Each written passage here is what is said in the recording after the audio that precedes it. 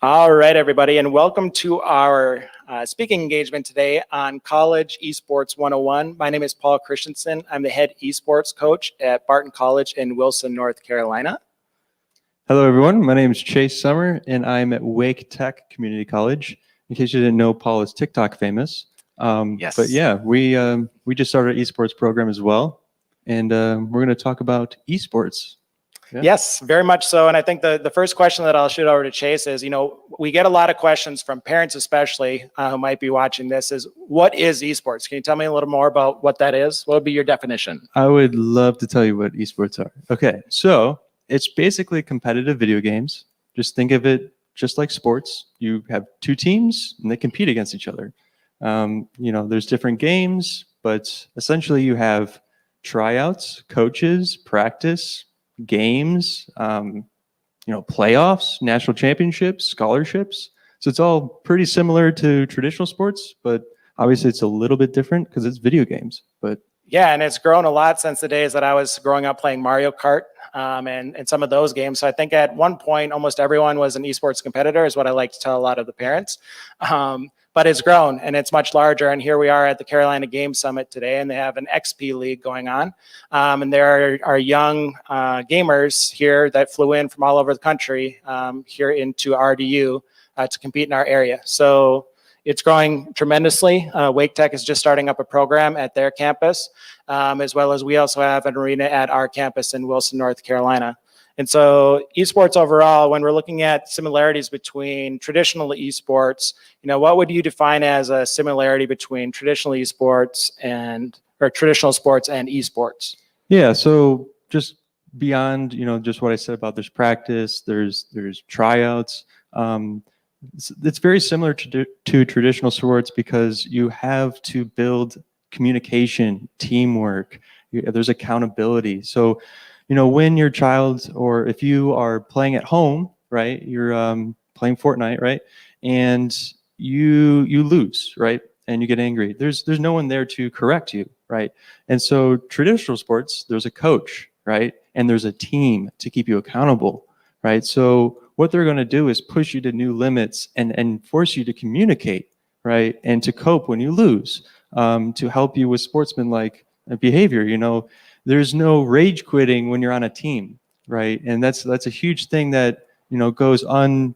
No one's there when you're by yourself gaming to check you and make sure you're playing properly. When you have a coach, just like a traditional sport and in esports, there is someone to do that for you. So yeah. Yeah, for sure. I think the structure is definitely very similar with the way that we practice and the way that we compete. We compete in a league that's kind of like the NCAA of esports called NACE. And your league is the NJCAAE. We're going to make it a little bit shorter soon, but yeah. Yeah, and one of the great things that for esports and us is that it's really remotely. So today we're talking to many of you remotely, and we also compete remotely. So a lot of the times we'll compete against some of the largest colleges in the country, Alabama, Duke, Auburn, all over the country, right from Wilson, North Carolina, and we don't actually have to travel there. So that's one of the things that I would say is great about esports, and in the way that you can kind of define it very traditionally with sports, with traditional sports. I think when we're looking at the differences between esports and traditional sports, what would you define as some of the major differences that you've seen or that you could categorize? Yeah, so probably one of the biggest differences is that it's online. So you can't go, like, if you want to watch an esports game, you have to have a stream. And you can't really say that for football, right? You can go to a football field and everyone can watch. Esports is online native, which means you need to have a computer to watch. That's a pretty big difference. Also, no one owns football, no one owns soccer, but someone owns Overwatch, someone owns Fortnite. And, with that intellectual property, the publishers can do things that they want. And sometimes that is frustrating, but that is a major difference.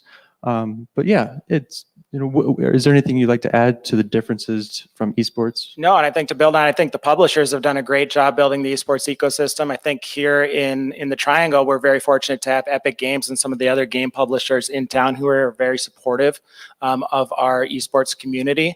And I think one of the other things that I would pick up between the difference between a traditional sport and esports is that our gamers actually compete for money. So it's very different from our football players on campus at Barton College. They compete in the NCAA where they are not earning or have the ability to compete in any money. Whereas our Fortnite players, for example, were competing for $100,000 earlier last fall. So that would be one of the big disparities that I see between traditional sports and esports, and just the ability to start up very easily with esports. All that you need is either a mobile phone or a computer, and you can be a gamer. And it's also very different where there's no shot in the world that I will ever be a quarterback for an NFL football team. I mean, look at me. But if you're looking at me from a Madden perspective, that allows me to be. So it opens up the gates for everywhere. A lot of our games are co-ed. So it doesn't matter who you are or where you come from, you're really competing on an equal playing field. And I think that's one of the things that I really enjoy about esports, and that it opens up the world to a lot of different people from different varieties and spaces. Yeah, I'd just like to underline that, like, all genders, all shapes and sizes, and all, physical abilities can play on the same team. So that's a really cool thing. It's super inclusive. And yeah, I just wanted to underscore that. It's really, really inclusive. Yeah, the community, I think a lot of the gamers, when we're looking at the research, a lot of them hit their peak when they're in their late teens, I believe it was, some of the research says. So yeah, definitely very much so. So I think, when we're looking at esports, one of the big differences that I see between traditional sports is just the number of games. I mean, how many games are you planning to offer this year at Wake Tech? Well, we're only offering 3, but, we could offer 11 or 12 games. There are a lot of games depending on the size of the school and whether they have full-time faculty working on esports.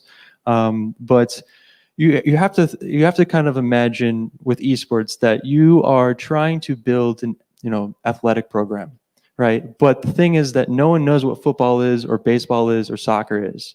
And so you're building, essentially all these teams, all these different sports, and there's a lot of them, and there's a lot of work to be done. It's still very new, but yeah, there's a ton of games, and yeah, Yeah, and the difference is the games change every single year too. First you go to Halo 1, Halo 2, and I guess they're much higher now than they are. But yeah, they're very much evolving, and a lot of the players, they can play multiple games as well when they come compete. We offer 15 different game titles, and we're currently on our varsity rosters for 8 different games at Barton. And that's a good thing to say, is we are considered varsity. So we have student athletes. We consider esports varsity. So there's just one of the things you said, our varsity program. Some people may not know that. Varsity, right? You have the same benefits as a student athlete that plays baseball or football when that comes to scholarships or academic advising or any other perks that are given to student athletes. So yeah, and it's very much growing too. I mean, how many in your junior college conference, how many schools are competing now? Do you know? I don't know. Sorry. I think it's getting pretty high up there from what I was looking in NACE within what I call it the NCAA of esports. We now have over 200 colleges now formally competing, and it's been growing at almost 50% rate over the last 3 years. So we're seeing a rapid expansion. We're seeing a rapid acceptance of it as well, coming across, and also across high schools too. If you're looking at some of the high school esports league and some of the other, I believe I was reading over 15 different high school, state high school associations now are sanctioning esports in their ecosystem. So it's a growing thing. If you're looking at getting your child involved, if they're spending a lot of time gaming, obviously they have their own gaming friends, but they can also be competing now at a lot of their schools. So I'd also encourage you to go and reach out to the principal at your child's school and ask about it and see, what their plans might be for getting that involved, because I think it's a really good thing for a lot of these kids, especially during COVID when a lot of these kids have had to spend the last year at home. I think it's very, very important now more than ever. Yeah, and just you're talking about how it's growing. The Pew Research Center says that 97% of kids aged 12 to 17 game in some way. So you have to understand, everyone games. So this is going to be a thing that grows and grows and grows and grows, and it's not going anywhere. If anything, it'll become more and more ingrained into culture. So we would really encourage you to maybe take some time to look at a college that has esports and really understand that this is a very serious thing to a lot of kids and a lot of adults.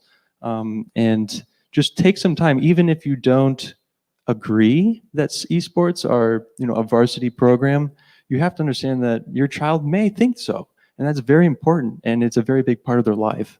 And so we would love to partner with you guys. And if you have any, questions, please feel free to ask in the chat, but we'll answer those later. But yeah, just wanted to kind of put that in there. Yeah, for sure. And so, we're gearing up, we're getting into August, everyone's getting ready to go back to school.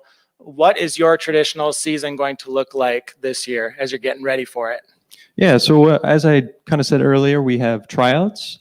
And so what that means is over a weekend, we have all of the players come demonstrate skills for each game. We have them compete against each other, and it's a lot of fun, a ton of fun. It's chaotic, but it's fun. Imagine a bunch of people getting together that have all the same interests and and all competing in a game that they all love. It's really special. But we have tryouts, and then we go into preseason. We have one game per week, and then multiple practices a week for each game, each team. And then if we do well enough during the season, there's playoffs. And then if we do well enough in the playoffs, there's a championship. We actually won the Overwatch National Championship last semester. So it was really, really great. And we're really proud of that. But yeah, there is, there's people watching all over on Twitch. So your child is going to get exposure to, it's a whole ecosystem. It's not even just esports. There's streaming. There's content creation. There are people, announcers, and there's lots of jobs, popping up. They may be part-time, but there are a lot of jobs popping up for people that do esports, that do content creation, and all of those things kind of fit in with an esports program. And so it's not just esports. You have to imagine when you go to a football game, there's someone announcing. There is someone that set up the field. In our esports case, it's the computers. There's people who do analytics on all the stats. There are coaches. There are coordinators like myself. There are, all sorts of things. People looking out for the health of the students. There are researchers looking into all sorts of things for the players. So, when we say esports, even if your child doesn't play competitively, they can get involved in any way. There's so many ways, and many programs need the help. And so even if your child doesn't play competitively, even if you don't play competitively, reach out to a program and they would love your help. Trust us. Yeah, and even if you're a young gamer, high school gamer right now, and you're thinking, I don't think I want to go to college, one of the great things about esports is it's a real avenue for you to be able to be into college, be a part of a team while getting an education, right? So our schools are very, very different. I'm from a smaller private liberal arts college in Wilson, where we have, I believe, 1,200 students, and Wake Tech has... We have 70,000 students, but yeah, we're a community college, but they're definitely different. All sorts of different colleges that have these programs. There's more and more coming up. There's something for you, and we'd love you to come hang out, come help build the program. It's a really special time right now because many colleges are building, so you get to be a part of that initial wave of people who are setting the standards that are pushing the limits of what's possible in esports, and it's really cool. So we'd love to have you. Yeah. Yeah, and really look at the majors that each institution offers, and hopefully you can come out with a great, fulfilling career from after doing that. And so, looking at some of the other questions that we have and that we've had coming in, I mean, we've talked a little bit about the benefits, the communication, the teamwork, and the accountability. What do you think are some of the challenges that you're seeing for esports now and that you've seen as a coach? Yeah, so some of the challenges are that it's new, right? So there's not many talks like this happening where I'm explaining to you what baseball is, right? Exactly. And so the fact that we're having this talk kind of explains the challenges that we have to teach people. And that's totally fine. We love teaching. We are teachers, right? But that is a challenge where you have to explain even what you're trying to do at the most basic level. And that's why we're here. We love to teach, but that is a challenge. And that goes all the way from the parents to the players. There are some people, younger than me that don't know what esports are, and that's, and then, maybe faculty members that may not understand it, and beyond. So just trying to help people understand, like, hey, this is a sport. We compete. It's very similar to traditional sports and all the benefits. And you're just combining that with your child or your passion with gaming. It's not so new. It's not that radical, but we still have to explain it. So that is a big, a pretty big challenge. Do you have any, things you'd like to add, or what are some challenges? Yeah, I think one of the big challenges is just the stigma of video games, right? Oh, you're a gamer, you compete in video games. I think one of the big differences that we're even seeing here, if some of you are watching out on the live stream out in the with the XP League and the Carolina Game Summit out there, one of the things I don't want to mention is that, when you're coming in, and a lot of the parents that are coming in as well, they understand, the individuals who are at this gaming competition understand just how big this industry, how much money is involved, even in the winnings. I think, what was it, the Fortnite World Cup, what they give away, was it $3 million? Something up there, yeah. Something up there was something ridiculous. And that's right here in Raleigh. So that's really, really big. And I think just for the ecosystem and really trying to understand that. But I think the culture surrounding esports is incredible. And I think that overall now it's becoming more mainstream, and we're seeing that. And as it becomes more mainstream and gets ingrained in our society, it's only going to grow. So I think it's something that if you're a parent out there and you see your child always who's gaming, and they might be feeling like they're secluding themselves, well, a lot of the times, a lot of their best friends are on those games. And now really what's happening is we're just providing a structure for them to be able to go out and accomplish some of the things that they want to do with their life in a growing career field. Yeah, and then also just on top of that, just another challenge is kind of, because we're so new, the standards are a little bit lower, in the sense that we have to, because esports are so new and many of the players coming into the program have never competed on a team yet. Just things like, you have to wear a jersey to compete. That's still kind of new to a lot of gamers, because the esports are so new and many of them have not competed on teams until now. And then just things like canceling games, things like that, rescheduling are pretty common. So just getting to the point where we're raising those standards, that's kind of like a big hurdle in a sense. But I think that will come in with time, as more and more people, like you said, a generational thing where there's going to be more and more kids playing on teams throughout their lifetime. And then when they get to college, it's going to be similar to traditional sports, where they know how to compete on a team, they know how to communicate, they know accountability, they know how to act, they know that they need to get to practice 30 minutes early to do warm-ups. And we keep talking about XP League. We're at a conference that has an XP League final. These kids are middle school, so it's a youth, esports league. So there are a lot of parents and kids out there that have jerseys and they compete on teams. When they start, that's the first generation. This was the first event. When those kids get to Wake Tech or Barton, they're going to know, they're going to be prepared, and they're going to be the ones getting scholarships, being team captains, because they have competed on these teams. And it's starting now. And it's really cool to see, because we're all a part of it. If you're watching this, believe it or not, even if you don't think you understand esports at all, you are ahead of the curve, because you are trying to learn, and you are learning from the people who are starting things. And so you're good. You're there. So you don't have to feel like overwhelmed. It's still really new, yes, but you are on the front lines just by trying to learn. So, yeah. Yeah, and very much you can kind of think of it like the Little League of esports is what's happening. And so you're going to start seeing a lot of those little leagues popping up all over the country. And so I think one of the big things now that we're looking at the future of esports, and when we're looking at 5 years, 10 years, 15 years down the road, what is this going to look like? I mean, have you thought about that at all, Chase? I think about it all the time. Okay. And my wife, she gets to hear all of my ideas. Yeah. But in 5 years from now, yeah. So the state of esports is that we're still new, we're still building, right? And we, in 5 years, middle schools, high schools, 2-year colleges, 4-year colleges, instead of maybe 25% of them having programs, we'll probably be closer to 80. And what that means is that it's going to be common, right? It's going to be like, oh, you have an esports, like that's almost like, okay, like you have esports, cool. It'll also mean that those standards rose up. It'll also mean that, we're going to start having, in-person events, right? We mentioned that our games are remote, but soon we'll have, mini arenas where everyone can come and watch these esports tournaments, and it's going to be really cool to watch. we'll have regional games instead of playing, us on the East Coast playing people on the West Coast. We'll probably be playing everyone on the East Coast only, and maybe there will be a national championship. But yeah, what is your vision for 5 years from now?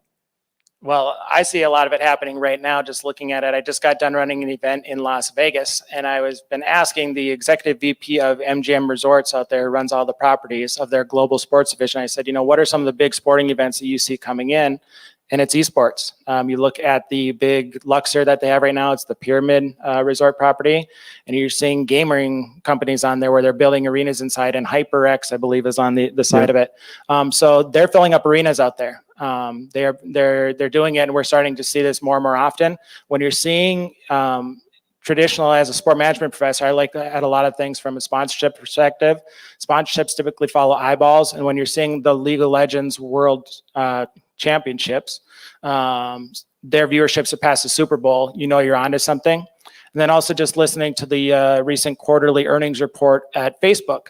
And when Mark Zuckerberg, their founder, was talking about what Facebook's future is looking like, and them talking about becoming a metaverse, which is kind of this virtual world, and how that's going to be monetized, it's pretty incredible. And I think you need to listen when individuals like that, who have so much influence in our society, saying those kind of things, how big that is. And when that's happening. So we can all kind of snicker and laugh and understand it, but when you actually see and they're making moves at that kind of level, I think those are the things that we're going to see as we enter this digital age, where we're all going to become more connected faster with 5G. I think that's really where I'm seeing a lot of the future happen. And all the things that Chase said about, just the growth curve on what's going to happen with esports is going to be tremendous, but that's where we're going, I think.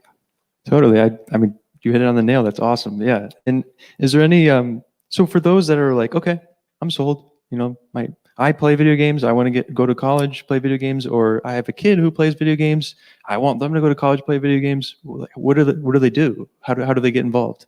Yeah, so for us, it's just going to our website, and you can fill out an interest form. So I would say that the number one thing that I would advise to do would be, look at the esports program, look at the different institutions and what they offer the games, but then also really look at the academics. We come from two very different academic institutions, right? We come from a 2-year where it's very technical oriented, and then us, we're more liberal arts, 4-year based.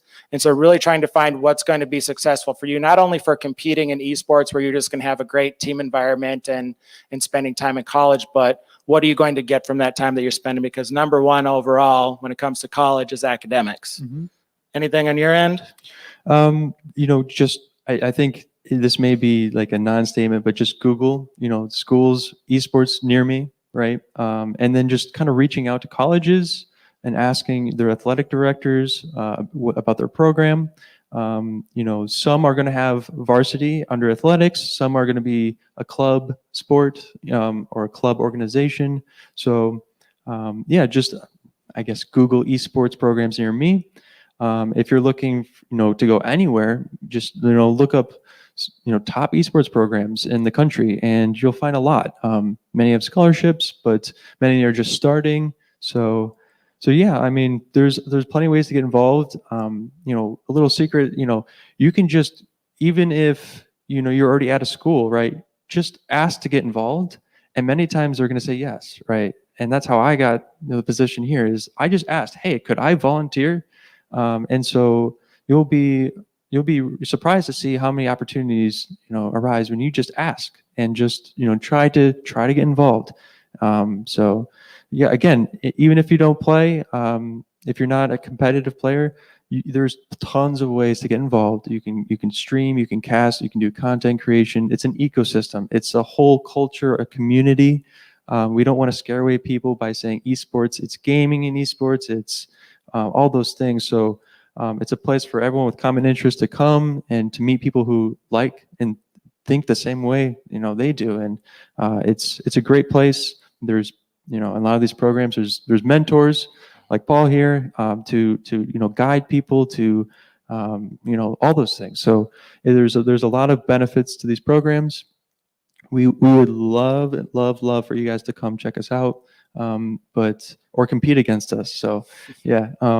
Is there anything else you'd like to add at the end of that? No, really. I think Jay said it great. I think the big thing is just get involved. Get involved with events like this here at the Carolina Game Summit. Search it. Get involved with Contender Esports if you're here in Raleigh. Get involved with some of those. If your high school does not have esports, there's all other outlets out there. But just get involved. We've been giving away scholarships to every single winner at this event. So come out, be part of the community. And yeah, do we have any other questions at this point? Yes.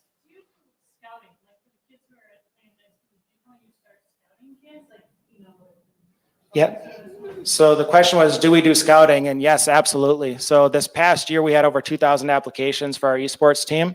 And so when those come in, we pull their gamer tags. And then I will go through and I'll look just like a traditional football coach or basketball coach to do scouting. Absolutely, we'll do scouting and bring them in. And so, yeah, that's one of the big things that we do.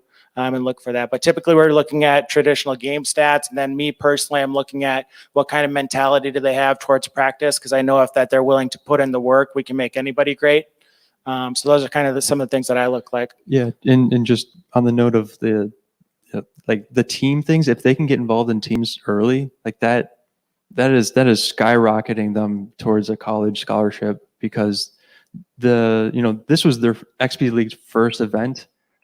So we will be scouting. This was just a learning experience for us. But yeah, I mean, just to think to if someone were to come to me and say, "Hey, I've been playing on a team for the last 5 years," I'd be blown away. I'd be like, "Whoa, okay, this person could lead a team. This person really would be a good asset." So yeah, scouting. We're, as far as Wake Tech, we're just starting that because we're a very new program. But definitely that'll be something that we'll be doing.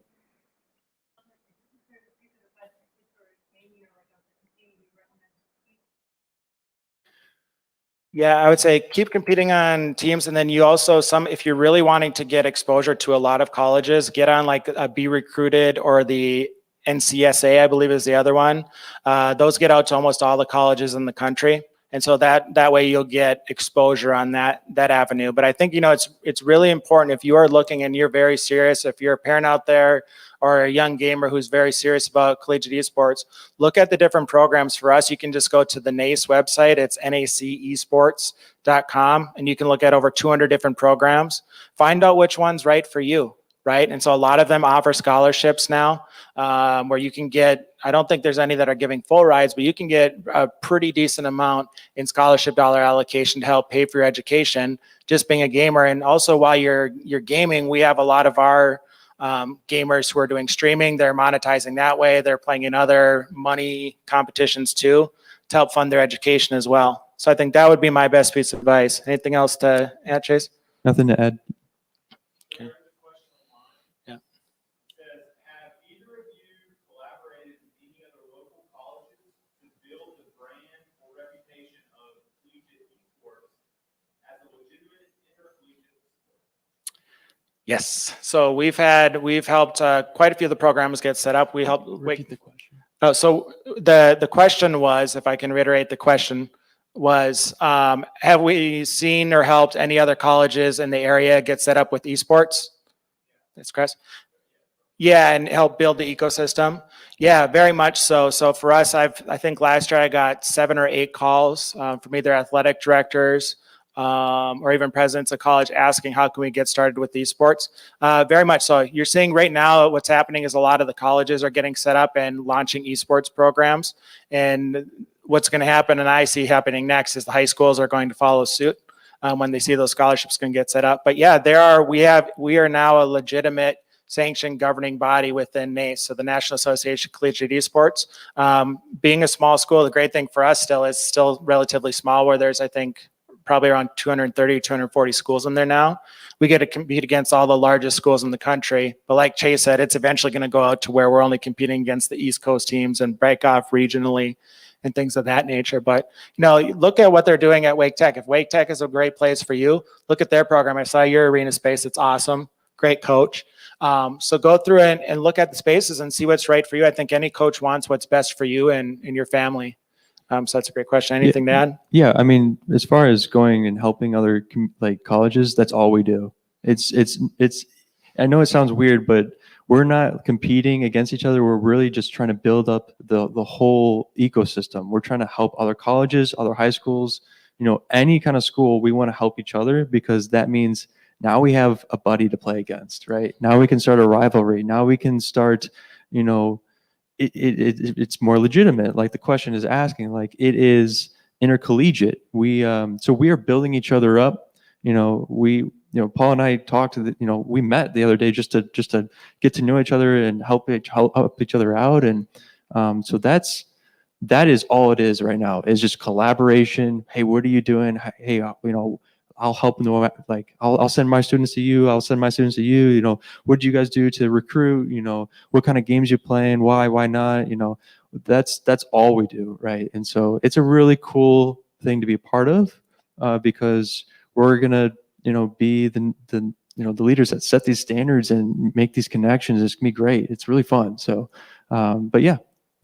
Yeah, now Chase just needs to share his tactics with me for Overwatch so I can compete with the national champion. So any other questions out there?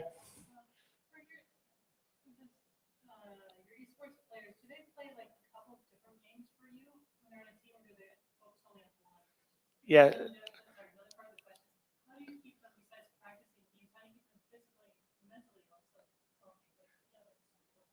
Yep. So the first question was, do some of our gamers play multiple games? We do allow that. So some of our gamers will play multiple games. Esports is different, where each game has a different season. So some might just be only in the fall. Others might be in the spring. And so for you, do you allow multiple games? We don't. So it's kind of like taking on, another job, as part-time job. It's not just playing in the game, it's practice. It's, watching film together. It's going out to eat together. It'd be a lot. It'd be way too much to try to do 2 games, at least for us. Currently it's just 1 game, but like Paul said, you could play 1 game in one season and 1 in the other. That is totally fine, but yeah, it's very time consuming. Most of our games, we compete at night. So we're competing. Some of our games don't start until like 8 o'clock at night. So it's time consuming, especially when they're collegiate athletes too. Academics come first. I think mentally, how do they handle it? I think it's just the camaraderie with the teamships and the friendships that they built. I know Chase spoke about that earlier too. It's super important. It's super important for these friends. And I think it's super important for anybody out there who's watching and might be concerned about, their young child, that they're spending so much time playing Fortnite or a specific game, to get them involved with their friends and the structure is incredibly important. Yeah. The team-oriented stuff is just. I was talking to one of our Rocket League players, and he was saying that, like, when he started the season without playing on a team before, he was at a much lower level, and being on a team, it not only improved him as a player, but like he was able to communicate. He's like, I know what my teammates are going to do before they even say anything. I just know. I know their. I want to say body language, but it's the language in game. Like you start to learn your teammates in that way, and it's really interesting because it's this nonverbal communication in game, and you're learning just so much about communication. It's really great, and you're on the same team for up to like 14 weeks. It's a good bonding experience, and I think maybe you were talking about physical health. Currently, we don't have anything yet, but it's very common to set up like alerts. Every match you get up, you do stretches, take some water. I know a lot of streamers have water breaks, stretch breaks. It's very common. It'll become even more common when things start to really ramp up, because that's a huge part of it. And gaming, it doesn't have to be unhealthy. It's you can kind of think of it's like, is watching TV make you very unhealthy? Well, maybe in large doses if you don't go out and you eat terribly, but you can't necessarily blame TV, right? We all watch all the time. You can get up and take a walk. You can eat a healthy snack while you're doing it. You can drink water instead of Mountain Dew. So yeah, there are ways that we want to reinforce those positive habits as coaches and mentors. And that's, I guess, another thing. It's great about being on a team and having a coach and someone to look after you, is because we're there to help. It's not players just playing by themselves and never getting interaction. We are there to be those positive forces. And we all know that gaming can be sometimes toxic online. We're there to cleanse that, to prevent it, to fix it. So again, being on a sports team is mentally healthy, and we can help those physical aspects as well.